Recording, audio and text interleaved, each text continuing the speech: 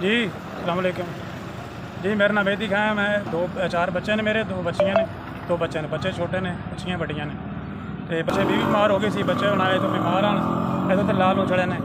हूँ इंज हालात जेह्ड़े ने कदी चैट नहीं आ मकान भी कोई ना कोई भरा है ना कोई नाल लगता है।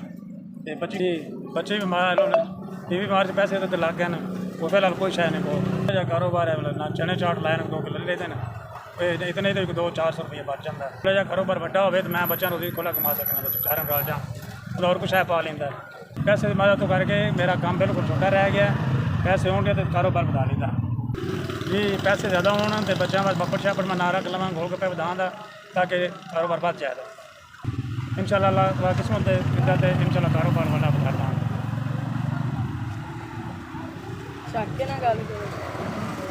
1 2 3 4 5 हज़ार रुपया जी मिल गया ਤੁਹਾਡਾ। अल्लाह कबूल करे जे, भला होवे जी, अल्लाह पाक खुश रखे जे, अल्लाह पाक बड़ा दे जे, भला होवे जे। ताकि मैं चारा ने लभ गया ਤੁਹਾਡੀ ਇਹ फ्रूट चाट लावां दा, गोल गप्पे लावां दा, बच्चों वास्ते पापड़ लावां दा। अल्लाह कबूल करे जे, अल्लाह भला होवे जे। ते ਤੁਹਾਡੀ मेरी दुआ है ਤੁਹਾਡੇ वास्ते, अल्लाह पाक चोखा दे जे ते मेहरबानी भला होवे जी। जी हुण अल्लाह चारा ने बच जान करन दे, बच्चे भी खुश हो खान, चारा ने मेरे 400 रुपये बच जाता। वैसे सताया से चलो मदद हो गई है तो भला हो गया जो मैं लेकिन मजबूर आई किसान मेरे को नहीं की मेहरबानी। मेरी दुआ अल्लाह ताला किसी का मुताज ना करे।